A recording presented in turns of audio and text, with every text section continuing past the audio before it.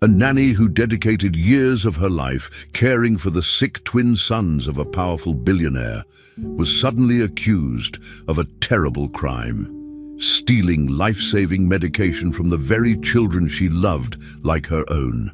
With no money, no lawyer, and the world against her, she walked into court alone, surrounded by cameras and judgment.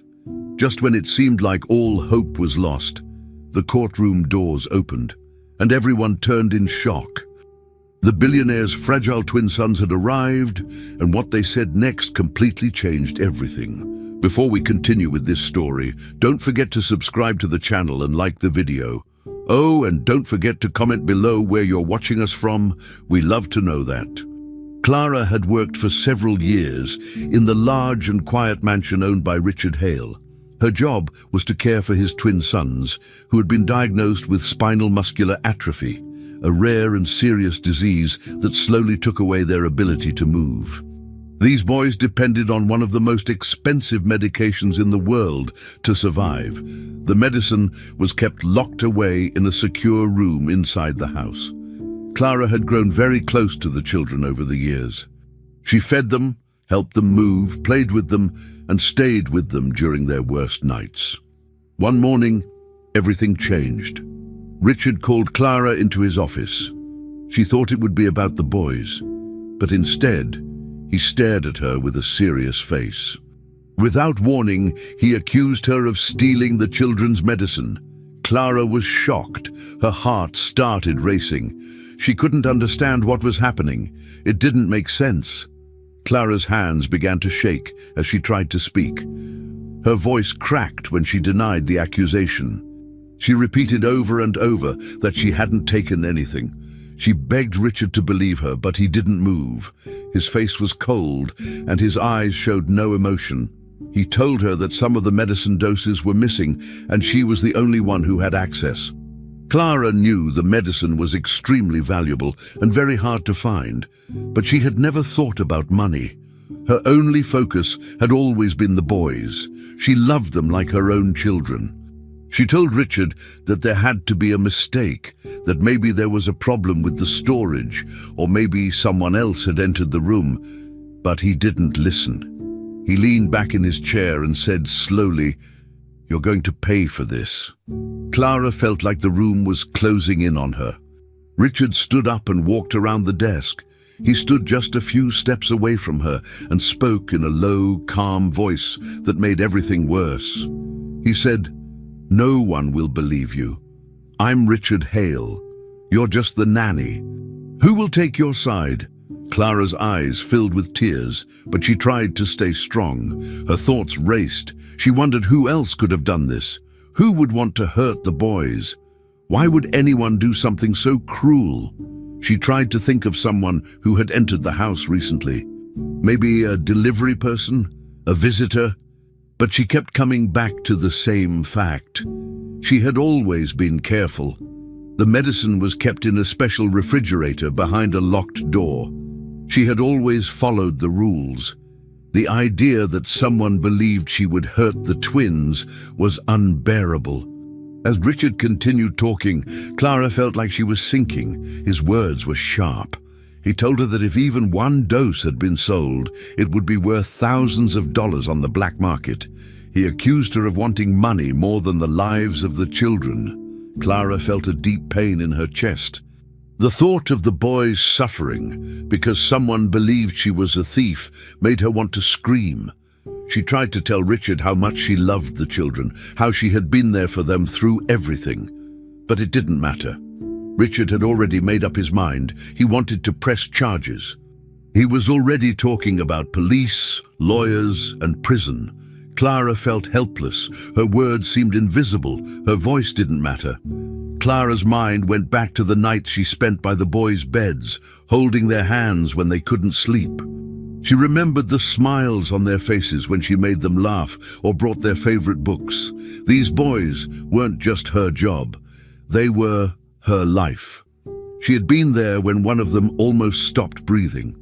She had learned how to use the medical equipment, how to comfort them when they were scared. And now all of that was being erased by one accusation. Clara knew she was innocent, but she also knew that being innocent wasn't always enough, especially not against a man like Richard Hale. His name carried weight. His money and status gave him power that she didn't have. The worst part wasn't the fear of jail or the damage to her name. The real pain came from knowing that the boys might think she had betrayed them. Clara had spent years earning their trust. They depended on her, and she had never failed them. But now they might believe she had stolen their only chance at life. That thought was unbearable. She couldn't imagine looking into their eyes and seeing fear or disappointment. She felt like she had lost everything. And yet, she knew she had to keep fighting. She couldn't let this be the end. She had to find a way to prove her innocence. But at that moment, standing in Richard's office, all she could do was deny the accusation again, with tears in her eyes and her voice shaking. The conversation ended with Richard giving one final warning. He told Clara to prepare herself for what was coming. "You'll be hearing from my lawyers," he said, before turning his back on her. Clara stood frozen for a few seconds, then walked slowly out of the room. Her legs felt weak, but she didn't fall. She walked past the hallways she knew so well, past the rooms filled with memories. As she reached the front door, she turned her head toward the stairs that led to the twins' room. She wanted to go to them, to explain, to hold them, but she couldn't. She stepped outside, unsure if she would ever return. The pain of being accused didn't compare to the pain of being seen as the woman who might have caused the death of the two boys she loved like her own. Clara sat quietly on the long wooden bench inside the courtroom. Her hands rested on her lap, shaking slightly. She wore her usual work uniform, the same one she had worn when caring for the twins. Around her, the air felt heavy, and every small sound echoed too loud. Across the room, the large doors opened and Richard Hale walked in. He wore a dark, expensive suit and was followed by two lawyers and two men who looked like private security. He walked with confidence, like he knew the outcome before anything had started. People in the courtroom turned to look at him, some nodding, others whispering. No one looked at Clara. When the judge entered, everyone stood, and the trial began. Clara tried to focus, but her heart was beating too fast. She was completely alone, without a lawyer or anyone by her side. It was her against a powerful man, in front of a room that already seemed convinced she was guilty. As the prosecution began, the lawyer representing Richard spoke loudly and clearly. He painted Clara as a woman who had taken advantage of trust. He said she had planned everything, knowing exactly where the medicine was and how to access it. He described the medicine's value, saying it was worth more than most people made in years. Then he said Clara saw the sick children as an opportunity, not as people. Clara wanted to scream that it wasn't true, but she couldn't. Her throat felt tight. People in the audience whispered and shook their heads as if the story made sense. The prosecutor continued, saying Clara had taken the medicine to sell it to the highest bidder.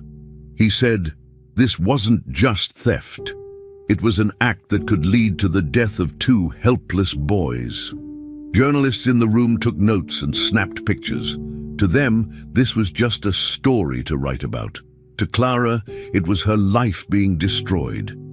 Clara listened as her life was turned into a crime story. She had no lawyer to defend her. The court had assigned her one, but he hadn't shown up.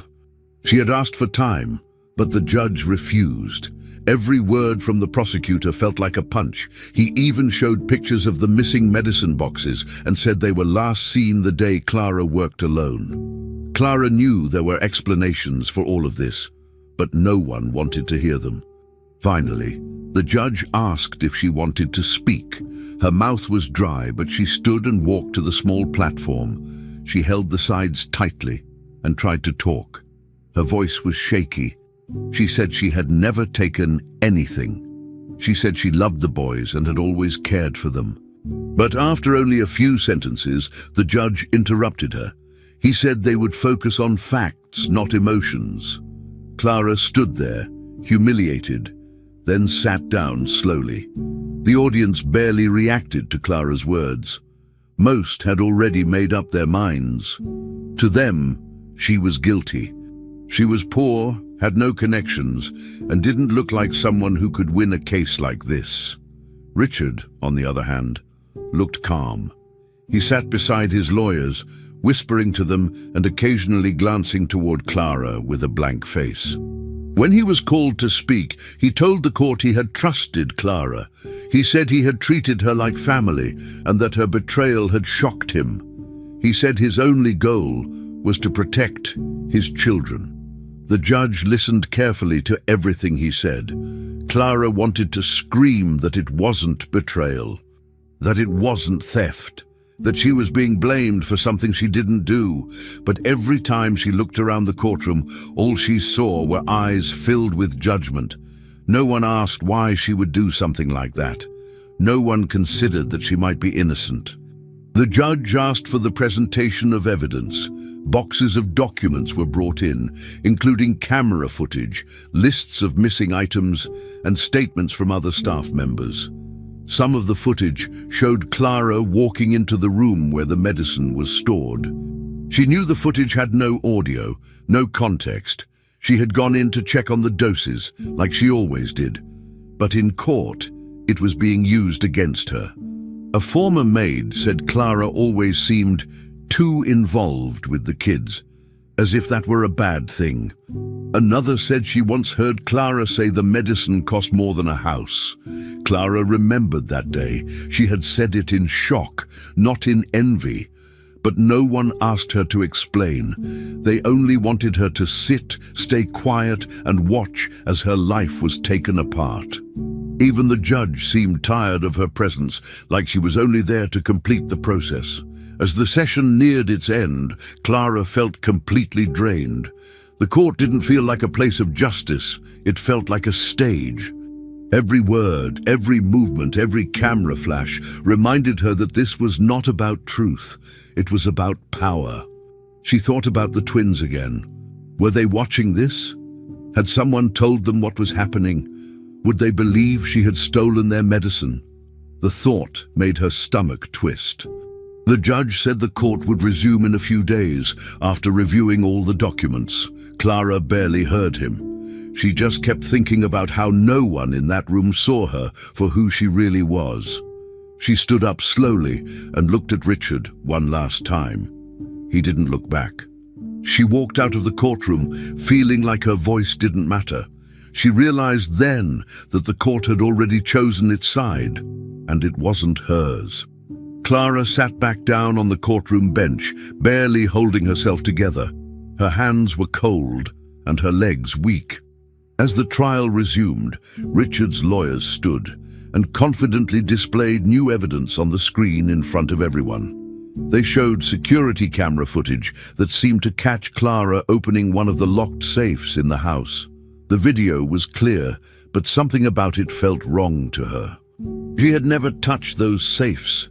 Her job was only to care for the twins, never to handle storage or finances.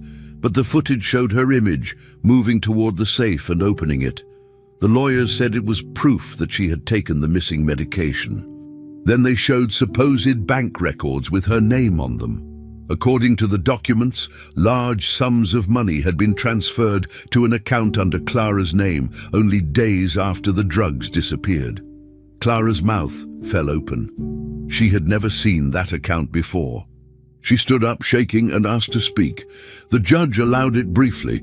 Clara looked around the courtroom, her voice rising with panic. She said the video must have been edited, that she never had access to those safes.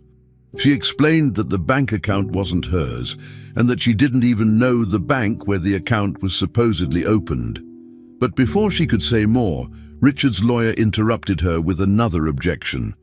The judge accepted it and told Clara to sit down. She tried again, louder this time, to say that someone was framing her, but the judge reminded her to speak only when spoken to and moved on with the hearing. Richard's lawyer, a well-dressed woman with a calm and confident tone, stood once more. She repeated that Clara had betrayed the trust of a family that had welcomed her. She said Clara used her role as a caregiver to get close enough to commit theft in silence. The lawyer continued speaking, using strong and firm words. She said Clara's actions showed careful planning.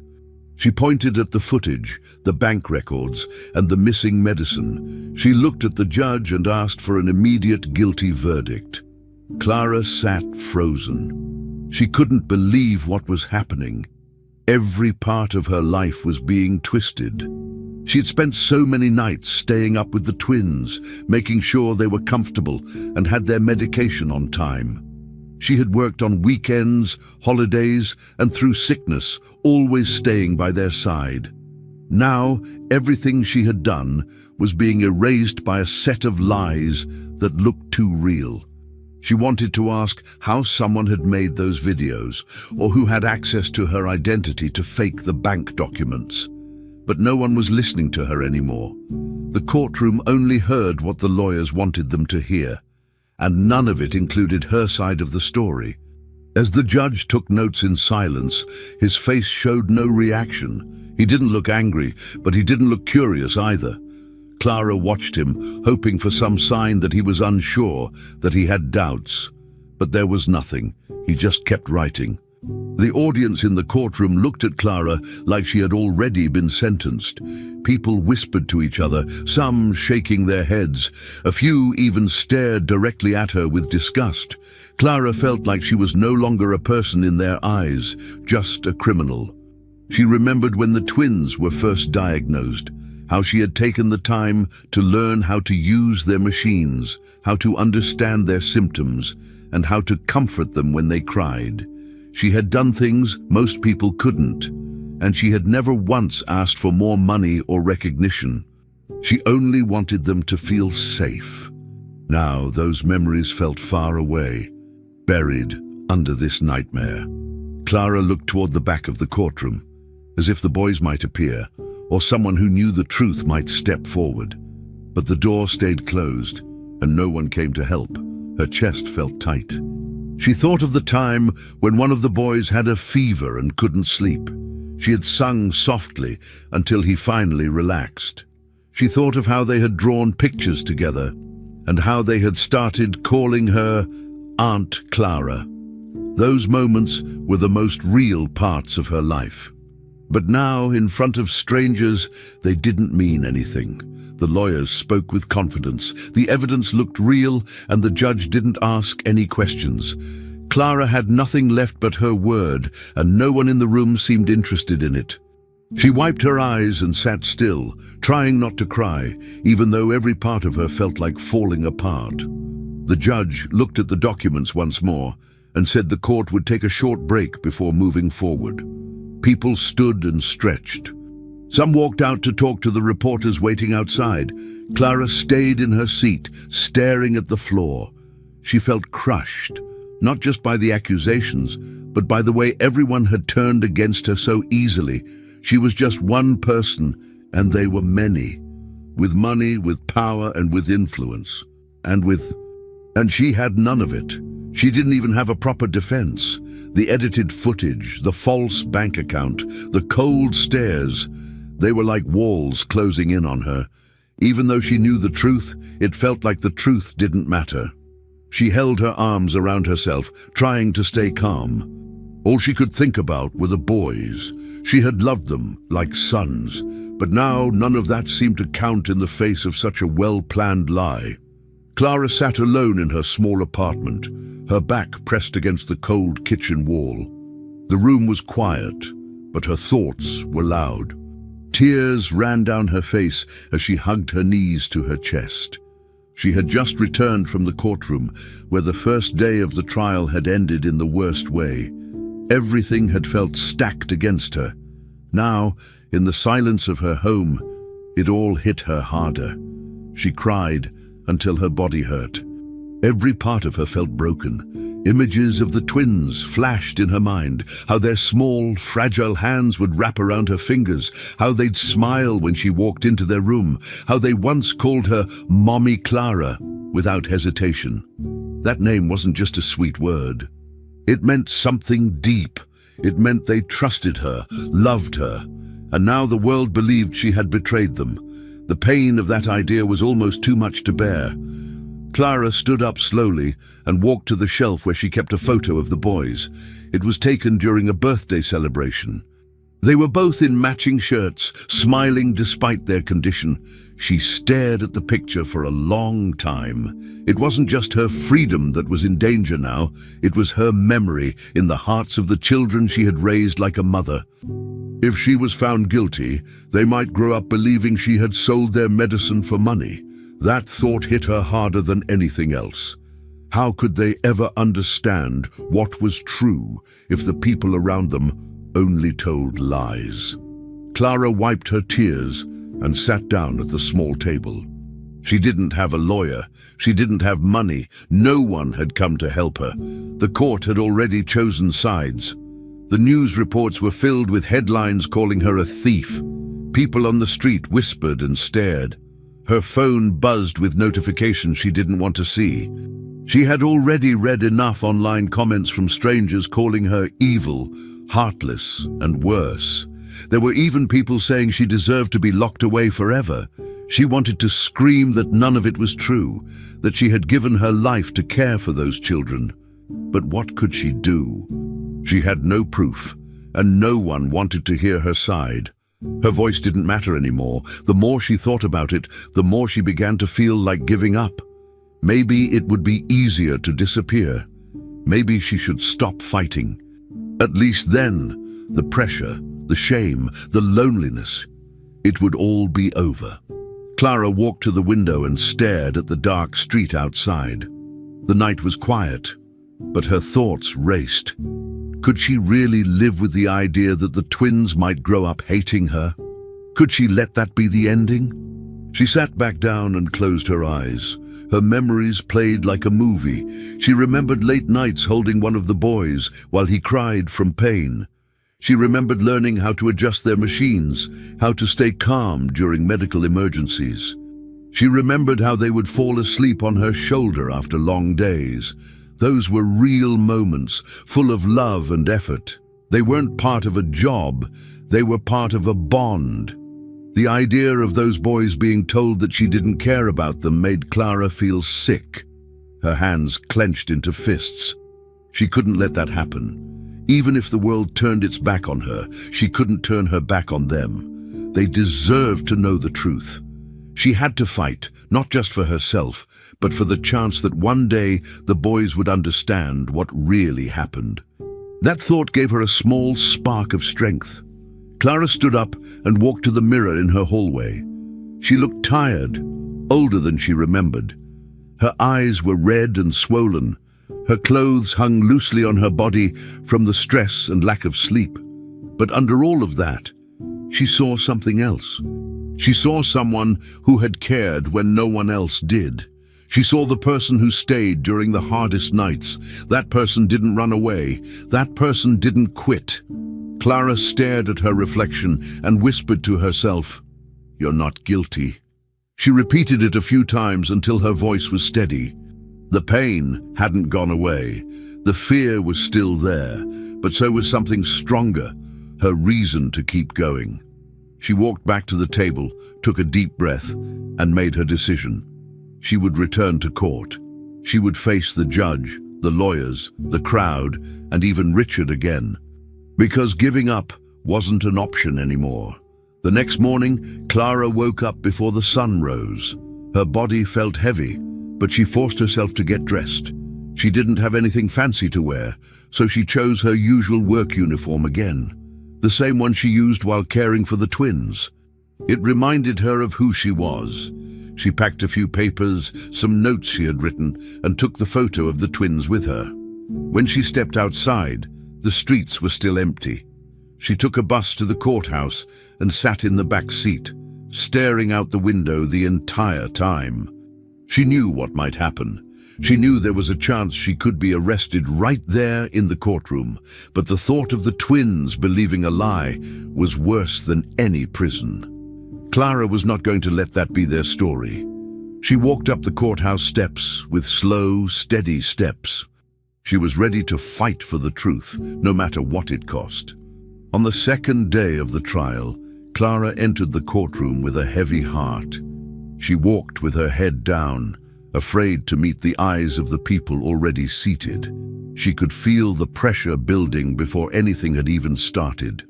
As she sat at the defense table, she noticed Richard already in his seat, calm and collected, speaking quietly with his lawyer. When the session began, Richard's team wasted no time. They stood and announced new evidence.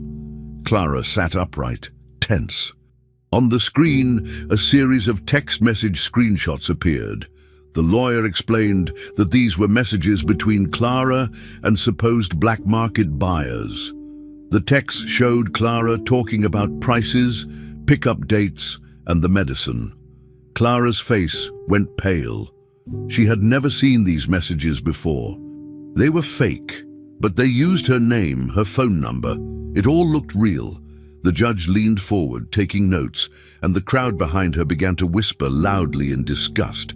The prosecution explained each message line by line. They made it seem like Clara had planned the theft from the beginning.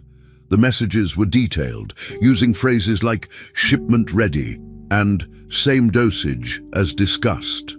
Clara sat there, stunned. She couldn't understand how someone could fake such convincing proof.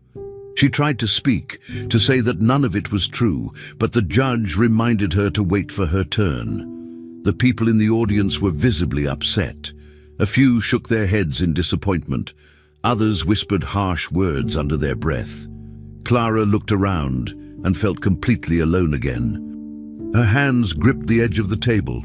Richard, seated across from her, watched everything silently. But then she saw it, a small smile forming at the corner of his mouth.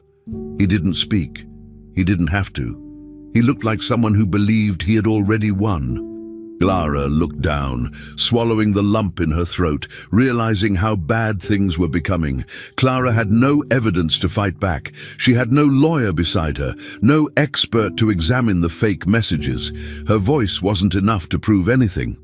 She sat quietly while the judge asked questions, most of which were answered by Richard's team. She tried to think, was there any way to prove that the messages were fake? Her phone had been broken weeks before the trial, and she had replaced it, losing many of her records. The room seemed to grow colder. The judge's face was becoming more serious. He nodded several times at the prosecution's claims. The courtroom felt like it was closing in on her. Clara felt the same panic from the first day returning, this deep fear that everything she knew, everything she loved, would be taken from her. The public, too, seemed sure now. The expressions around the room showed it. Everyone looked at her like she was already guilty. She was losing this battle, and fast. She looked toward Richard again. He was adjusting his tie, calm, confident, and now clearly satisfied. The evidence had done its job. Clara could see it on his face. She wondered how far he had gone to make this happen. The cameras, the bank accounts, and now these messages. It had to be a well-organized plan. She asked herself again, why? Why would a man like Richard Hale go so far just to destroy her? Was it just about control, about showing that no one could stand against him? Or was it about keeping secrets hidden? Clara had no answers, only the growing weight of fear and hopelessness. She didn't want to cry, not there, but her eyes were beginning to water. She tried to breathe slowly. Her only strength came from remembering why she was there. The truth mattered. Even if no one believed her, she had to hold on. Even if she walked out in handcuffs, she couldn't stop fighting. Then something unexpected happened. Just as the judge was about to continue, the back doors of the courtroom opened slowly. Everyone turned to look. For a moment, no one understood what was happening. Then gasps echoed across the room. Entering through the doors were the twins. One of them was holding a small walker, struggling to move his legs forward. He looked nervous but determined. Every step he took was slow and careful. Beside him, the other twin came in using a motorized wheelchair, steering himself toward the front. They wore neat clothes, and their eyes scanned the room until they found Clara. The entire room went silent. The noise, the whispers, the tension, all of it disappeared. Even the judge stopped writing. The presence of the boys changed everything. No one had expected them to come. The effort it must have taken them just to appear in court was clear. Every movement spoke louder than any testimony. Clara's mouth dropped open in shock. Her body froze. She had not been told that the boys would come. She had no idea. Seeing them there in the middle of that courtroom made her heart ache in a completely different way. It wasn't just love or sadness. It was a deep, emotional punch that reminded her why she had chosen to keep fighting. The crowd was completely still. Even Richard looked surprised for the first time since the trial began. He leaned forward, not smiling anymore. The boys didn't say anything. They didn't need to. Their presence alone said everything. It showed who they trusted, who they wanted to stand beside. The simple act of walking in, one pushing through the pain, the other guiding himself, spoke louder than anything the lawyers had claimed. Clara could feel something shift in the room. For the first time in days, she felt like someone was finally listening, and it was all because the boys came. With great effort, the twins slowly made their way toward Clara at the front of the courtroom. Every eye followed them in silence. The boy with the walker dragged one leg with each step, gripping the handles tightly, his arms shaking under the strain. The other moved forward in his motorized wheelchair, staying close beside his brother. They didn't rush. They couldn't. Each step and movement took strength, but they kept going. The room was frozen, no whispers, no movement. As they finally reached Clara, both boys leaned toward her. The one walking let go of his walker and wrapped his arms around her waist, crying softly. The other reached for her hand from his chair. Clara was speechless. Her arms instinctively wrapped around them, holding them close. Her face was soaked with tears. After everything, they had come. No one had asked them to. They had chosen to be there, chosen to speak, chosen to stand by her. The boy standing looked up at the judge with red eyes and a trembling mouth. His voice was weak, but every word was clear. "She never stole anything," he said. "She's our mommy Clara. She takes care of us every single day." The boy in the wheelchair added, "We saw people touching the boxes when Daddy wasn't home. We didn't know what to do." The courtroom remained completely still. Everyone was listening. No one dared interrupt. Clara's heart beat fast in her chest. The truth, real, simple, and undeniable, had finally been said out loud, not by lawyers or papers, but by the ones who mattered most. The judge looked at the boys and leaned slightly forward, his pen still in hand but no longer writing. A few people in the audience covered their mouths. Others looked down, tears already forming. These two fragile children had done something that no adult had managed. They changed the entire atmosphere of the courtroom with just a few words. Suddenly, Richard stood up. His face was red, his jaw clenched. He pointed at the boys and shouted, "This is ridiculous. They don't understand what they're saying. They're sick. They're confused." His voice cracked as he tried to keep control. He looked desperate, but before he could go further, the judge banged his gavel and raised his voice. "Enough," he said firmly. "Let them finish." Richard tried to speak again, but the judge held up his hand and repeated, "Sit down." The courtroom watched as Richard slowly lowered himself back into his chair, clearly angry, but unable to do anything. The boys continued. "She gives us our medicine on time," said one. "She sleeps near our bed when we're scared," said the other. "She's the one who knows when something is wrong with us." Their words weren't rehearsed or formal. They were just telling the truth, simple and clear. That truth cut through all the lies like nothing else could. The audience, once filled with people whispering about Clara's supposed guilt, now listened quietly. Some wiped their faces. Others just watched the boys, unable to look away. It wasn't just what the children said, it was what they did. Coming to court was not easy for them. Their bodies were weak, their lives were full of challenges, but they came anyway. They chose to stand up for Clara when no one else would. That act, more than any lawyer's argument or piece of evidence, showed who she truly was. These boys knew her better than anyone. They lived with her. They depended on her, they trusted her, and they loved her enough to face a room full of strangers, doctors, and a father who had all the power. That kind of courage couldn't be faked. It couldn't be bought. It was real. And for the first time since the trial began, Clara didn't feel alone. Clara held the boys close and kissed their heads. Her tears wouldn't stop, but now they were mixed with something new, hope. She looked around the room and saw the difference. People no longer stared at her like a criminal. They looked at her with understanding, some even with regret. Journalists had lowered their cameras. The judge looked thoughtful now, not cold. The lawyers were silent. Even Richard had nothing to say. His confident mask had cracked. Everything had changed, and it wasn't because of some surprise document or hidden recording. It was because two boys told the truth, and the truth mattered. Clara took a deep breath and held it for a second. She still didn't know what would happen next. The trial wasn't over. But now she had something she hadn't felt in days. Support. Real support. And that made all the difference. Whatever came next, she wouldn't face it alone. The judge leaned forward, placed his pen down, and looked directly at Clara, then at the boys. He didn't speak for several seconds. Finally, he asked in a calm voice, "Can you both explain exactly what you saw?" The boys nodded. One began describing the night they saw two people in the house near the storage room. They didn't recognize them, but they remembered hearing voices and seeing boxes being moved. They had tried to tell Richard, but he dismissed them, saying they were confused. That's when they stopped talking about it, until now. The courtroom was silent as they spoke.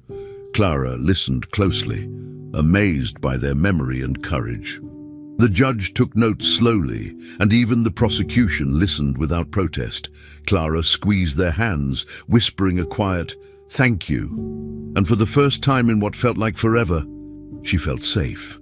The truth had finally been spoken, and the whole room had heard it. She was no longer alone. The judge called for a short break before returning to the bench. After a few minutes, everyone was back in their seats. The judge then announced that the court would now hear the twins' testimony officially. Two court workers carefully helped them get into place, one guiding the boy in the wheelchair to the front, the other gently assisting the one with the walker. The courtroom remained quiet. Everyone was watching closely. The judge looked at them kindly and asked if they felt ready to speak. They both nodded. One of them started first, speaking slowly but clearly. He explained how Clara had always been there, every morning, every night, during the worst days and the good ones too. He said she never missed a single dose of their medication. She stayed with them when they were sick, comforted them when they were afraid, and took care of everything like family. He said she never left their side. Then the other twin spoke. He looked at the judge and said he had seen something important. One night when he couldn't sleep, he heard footsteps outside the room. He thought it was Clara, but when he peeked through the small opening in the door, he saw someone else. It was the woman who worked with his father, the lawyer. She was walking out of the storage room where the medicine was kept. He didn't understand why she was there.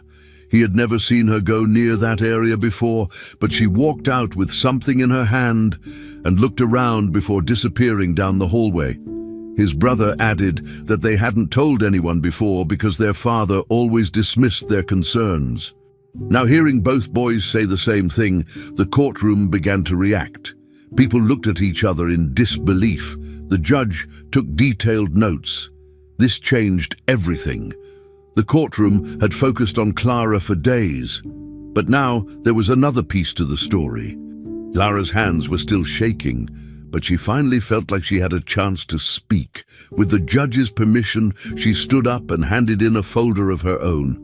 It contained detailed medical records, written logs, and her personal notes. The pages included times when medication was given, her sleep schedules, and exact entries of when she had contacted the children's doctors or stayed up monitoring their symptoms. Each page matched hospital check-ins and regular updates she had provided to the medical staff. It wasn't just her word anymore. There was proof, dates, times, and actions that showed her dedication. The judge flipped through the documents slowly, nodding as he read. Clara stood still, waiting for his reaction. Meanwhile, Richard was watching closely. His jaw was tight, and his fingers tapped quickly on the table. When the judge asked if the prosecution wanted to respond, Richard stood without waiting for his lawyer and spoke directly, something he hadn't done before. Richard pointed at Clara and raised his voice. He said she was manipulating everyone, even the children. He accused her of brainwashing them and using their illness to gain sympathy. He said the boys didn't know what they were saying and were clearly coached. He looked around the room for support, but the reaction was different now. People no longer looked at him with trust. Instead, some shook their heads, others looked down. Clara stayed calm and didn't react to his words. The judge let him speak, but after a few moments he asked Richard to sit down. Then, addressing the court, the judge said the new testimony and documents would need to be carefully reviewed. Clara's quiet strength and the boy's brave appearance had clearly left an impression. The balance of the trial had shifted. Richard's confidence from earlier was gone. The more he spoke, the more his anger made him look desperate instead of in control. The courtroom began to feel different. Even the jury members seemed more alert now. Some scribbled notes with new interest. A few glanced toward Clara with what looked like respect. The judge asked for a copy of the children's full medical logs and hospital communication records. Clara said she would provide them. The judge also ordered that the father's lawyer, who had been mentioned in the boy's testimony, be temporarily removed from her role pending investigation. She stood still, showing no emotion, but her face had lost its color. The courtroom murmured again. For the first time, the idea that the accusation might be part of a bigger plan didn't sound far-fetched. The boys had nothing to gain by lying. They didn't understand legal tactics or strategy. They had simply told the truth.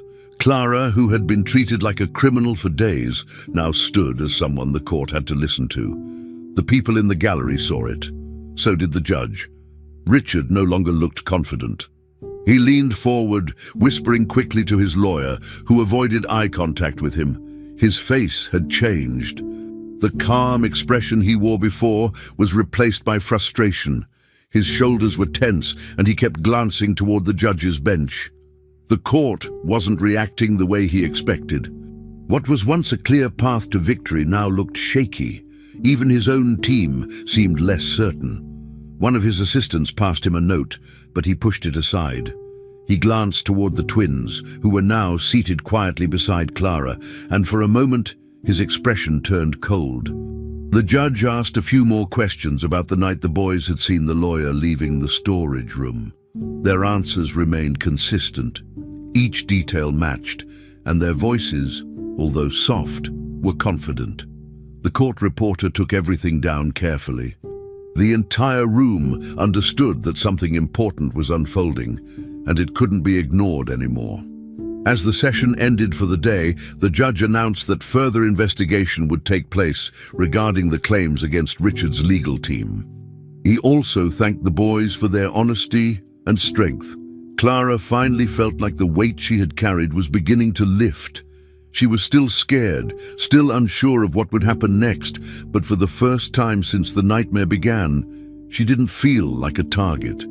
She felt like someone whose truth mattered. Richard stood up slowly, no longer rushing to speak. His face showed defeat. The courtroom watched him walk out without the proud posture he once had. He didn't say a word. Clara remained seated with the boys, holding their hands. Around her there was no applause, no celebration, but there was silence, a respectful, thoughtful silence. The The courtroom, once ready to see her punished, was now starting to question everything. Clara had stayed quiet for long enough. Now the truth was speaking for itself. Richard's lawyer sat stiffly in her chair as the judge called her to speak. Her expression remained calm, but something about her eyes had changed. She no longer looked as confident as before.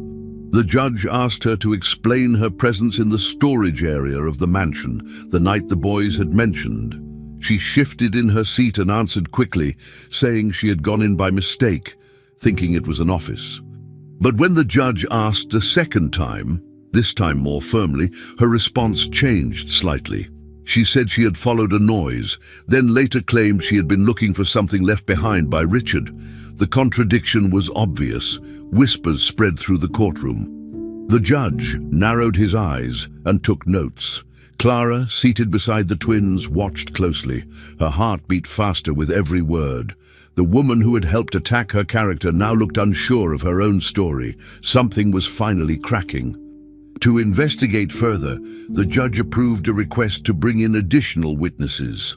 Among them was a hospital employee, an assistant from the same medical facility that supplied the medication used for the twins. He was calm but serious. When asked if he knew the lawyer, he confirmed that he had seen her several times. Then he revealed something shocking. Months ago, he had overheard her trying to negotiate with two men about purchasing leftover doses of rare medication. She had mentioned a high-paying buyer and spoke in a way that made it sound like it was not her first time doing something like that.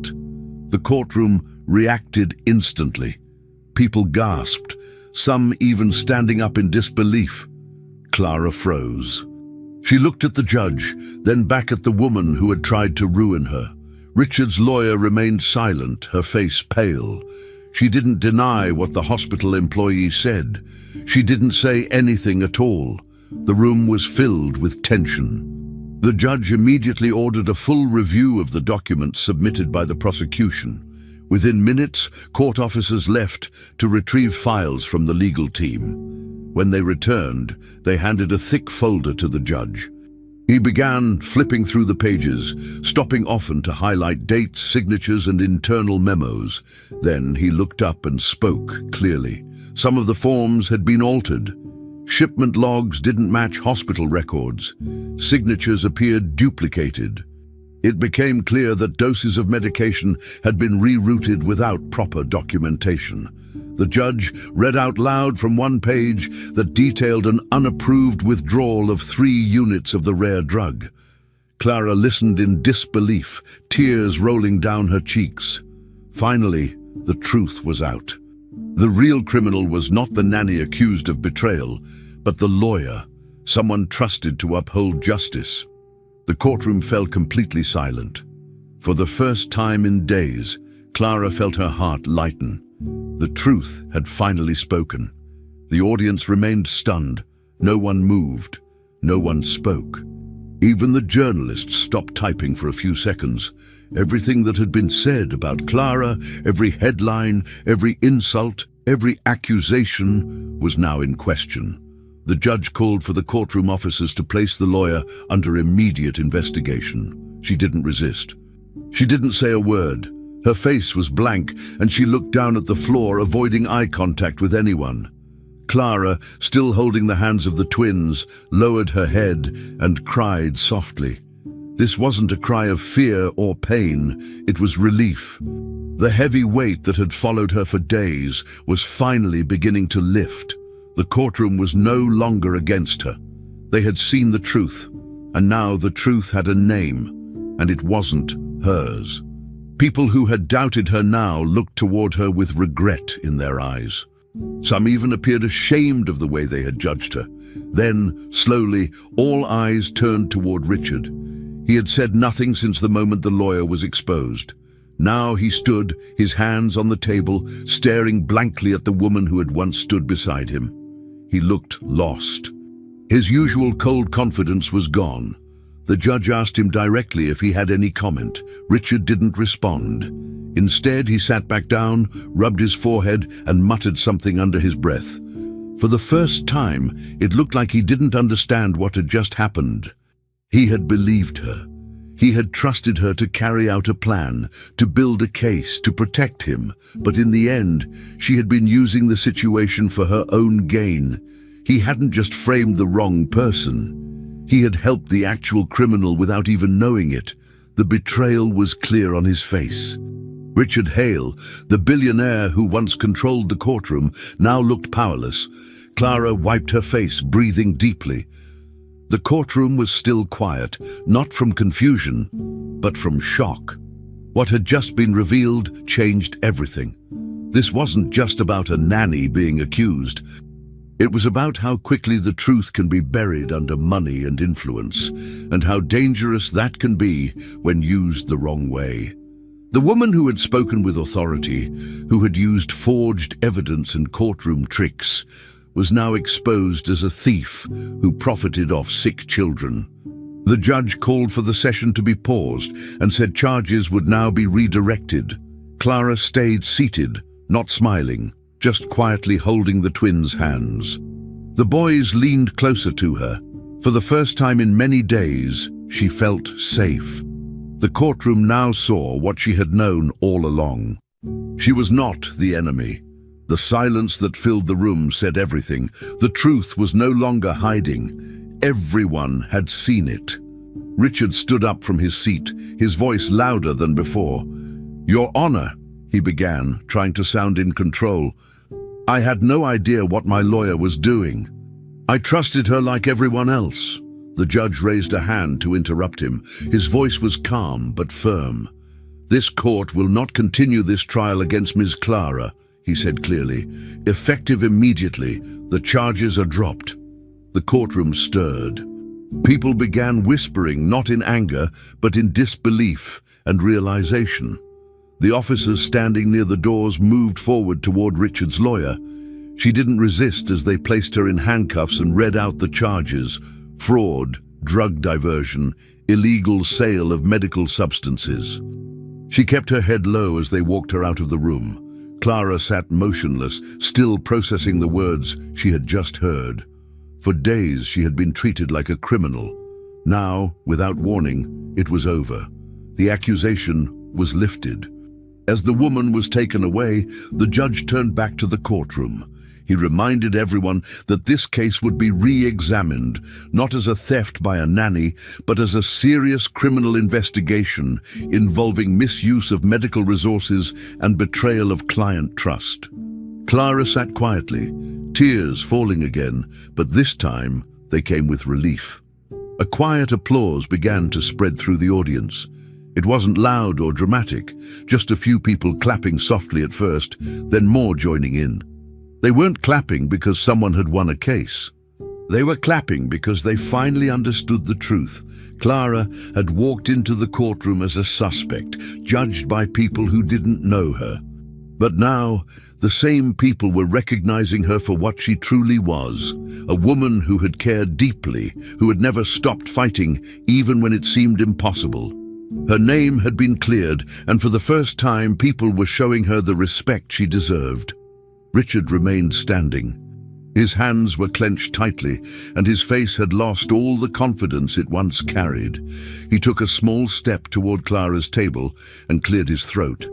"Clara," he said, his voice shaking slightly, "I owe you an apology. I was wrong. I let my fear cloud my judgment. I trusted the wrong people. I didn't mean to hurt you like this." Clara looked up at him, her face streaked with tears.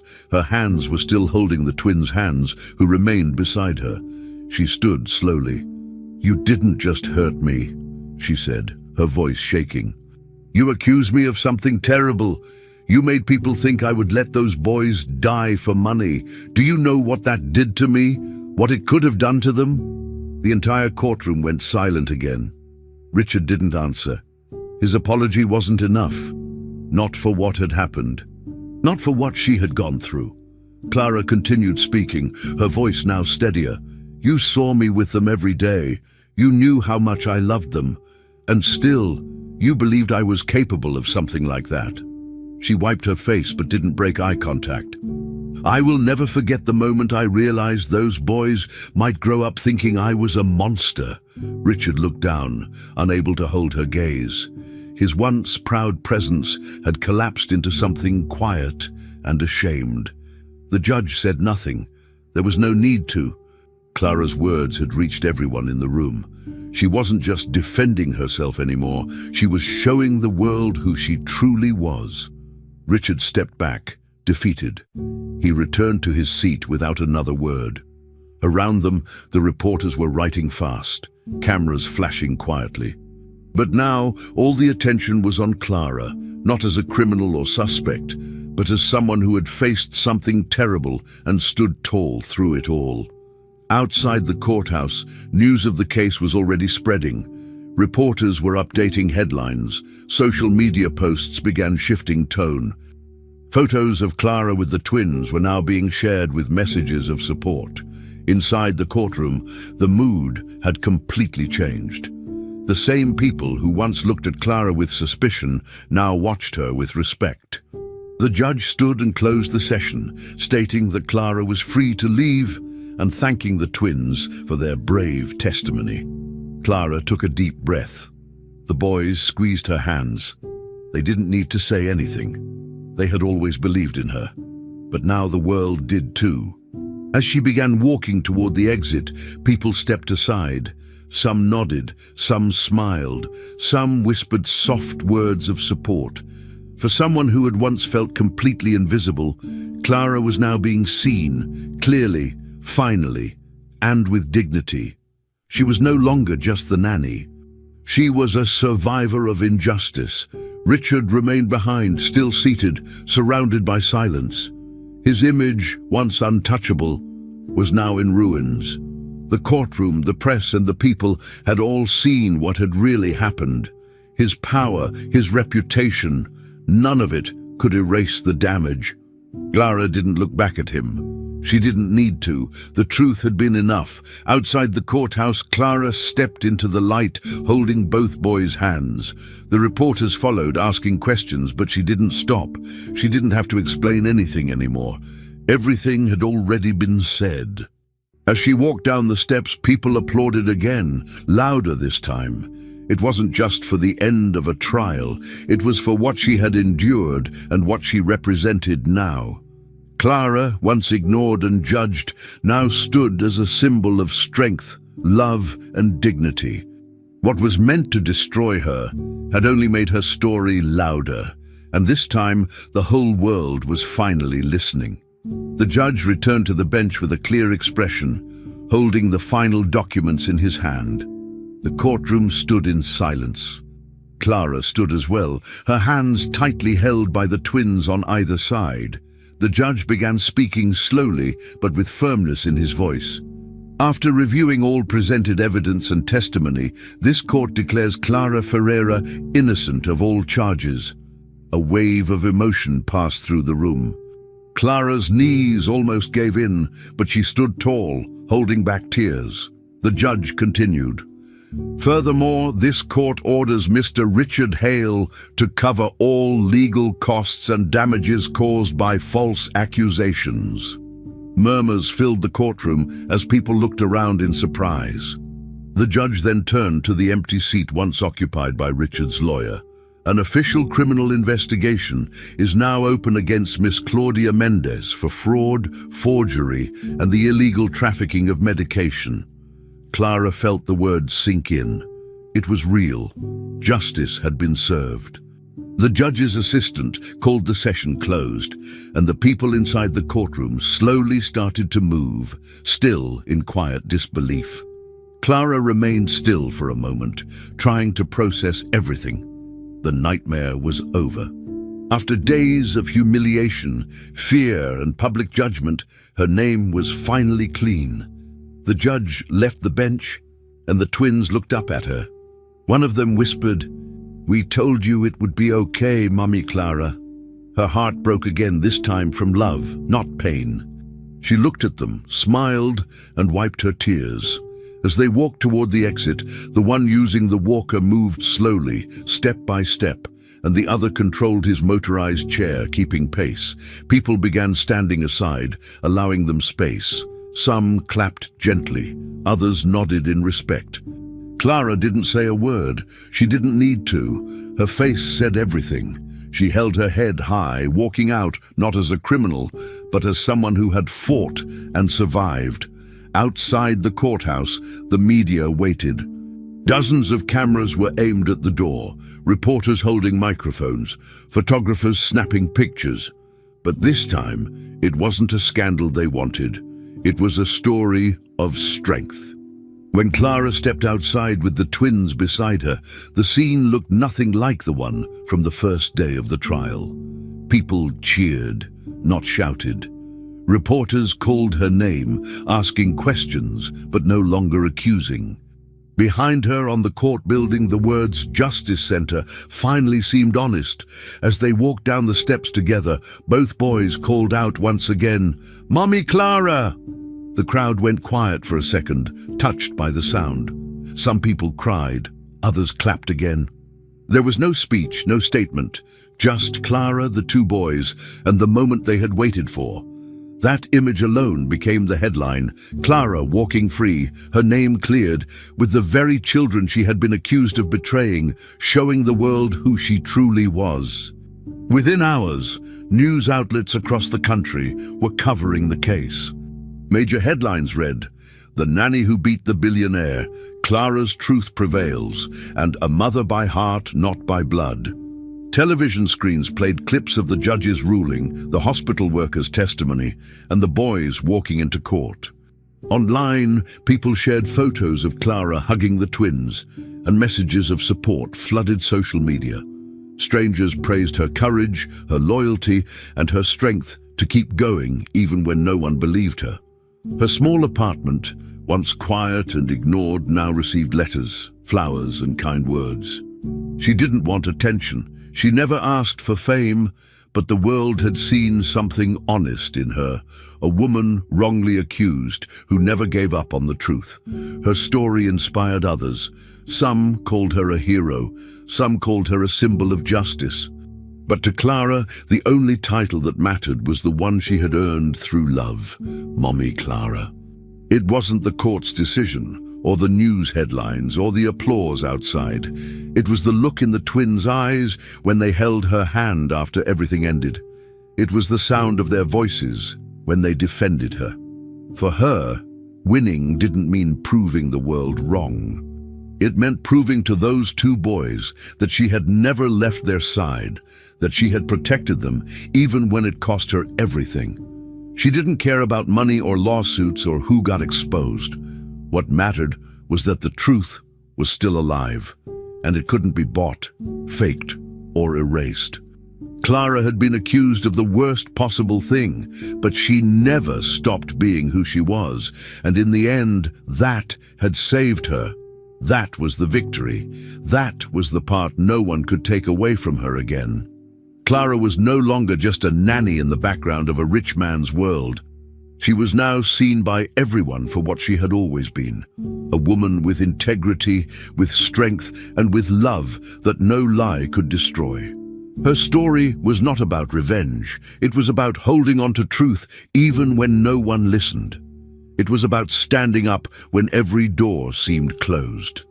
As she returned home with the boys, she cooked dinner, cleaned up their toys, and helped with bedtime as usual.